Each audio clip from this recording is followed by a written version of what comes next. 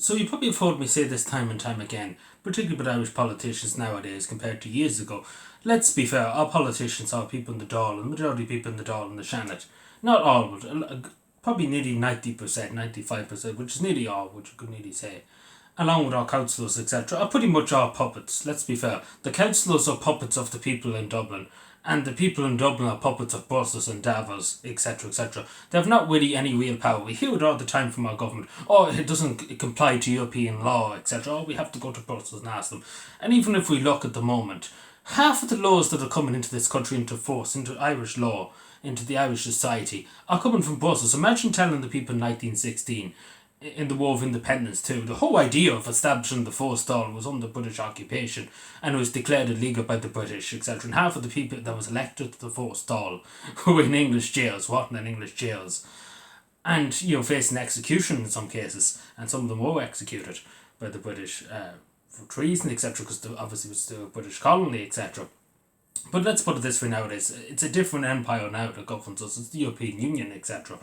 And of course Davos, and we have other groups in America, we have other groups that meet in secret, etc., that are not elected by any people, that are shadowy figures, that have influences on governments, etc., etc., around the world. And we see even corporations here now have huge influence on the governments. And let's be fair, the majority of politicians are bought and paid for. They're selected, not elected. And a lot of them won't stand up. And the simple is that we see this agenda too by the World Economic Forum. You own nothing to be happy. I never heard, apart from Matthew McGuire, but obviously he's in the government nowadays. But long story short, we hear none of them saying and standing up and saying, we want people to own something to be happy. That's what we want. We don't want this attack, these unelected bureaucrats in Davos telling us what to do, or the people in Brussels that have no right, and no government has ever had the right or never will have the right to govern Ireland, only the people of Ireland. And the thing about it is, our politicians are puppets, because I can't tell you the amount of times I've heard politicians in Dáil Éireann saying, oh, we have to go in the government, saying, oh, we have to go to Brussels and ask them for permission to do this. Like, imagine going and saying that to the people back 100 years ago, that they have to go off to a foreign country. Instead of Westminster, they have to go to Brussels to ask, can we do this or can we not do that? It's the same with the Marcus O'Codillo.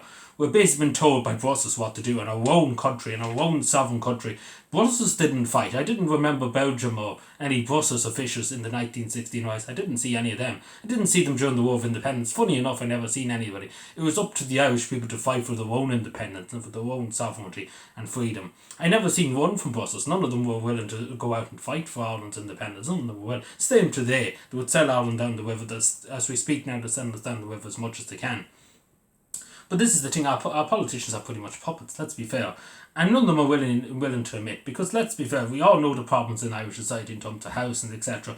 But there never seem to be any solutions in Dublin. It's always about, we have to ask Brussels, we have to go to Brussels, we have to do this. We can't do anything on our own. And as I said, 60% of legislation that's coming in this country is from the European Union. That the Irish, and again we see with the Marcus O'Codillo, that the Irish politicians, and at the end of the day, we vote for them, etc. But this is the thing, as the people that established the forced Dáil, that the forced Dáil and the Shannon and the Dáil Éireann is the only people that has the authority and never always will have the authority to govern Ireland. No other people have, and of course by the consent of the people of Ireland, first of all, not by their own consent, by the people's consent.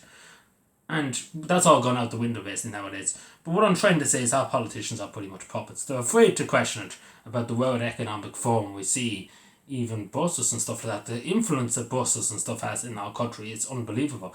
And the level of control they have of our politicians, and even secret societies. We see in the UK the Freemasons, etc. The Freemasons Lodge in Ireland is pretty much 2 doors down from Dáil Éireann. That should never be allowed. That should never have been allowed, first of all, in the first place. That should be kicked out of it. But this is the thing, the secret societies, etc. has to stop. We shouldn't have anything to do in Ireland with secret society, any politician.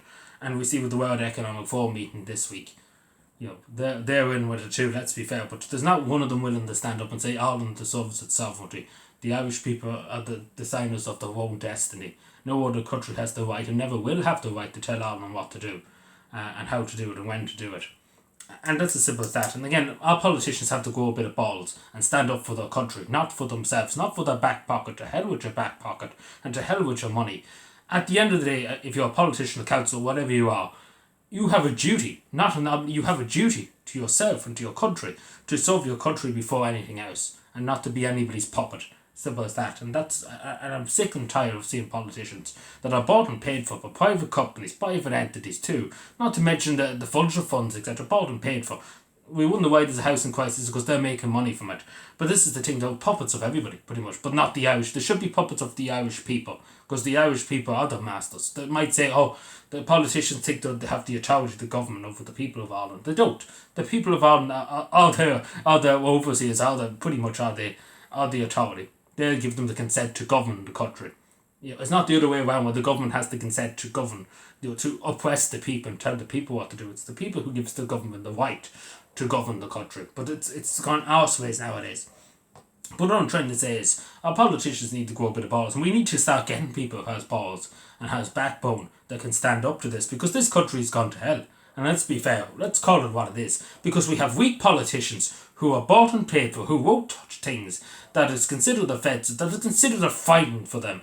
And that's the problem in this stage. We have too many politicians who are afraid, who will just take the money and are more interested in the money and what they can gain than the whole soul of this country. And let's be fair, and we have to call it what it is. And if you disagree with me, you disagree with me. But let's be fair.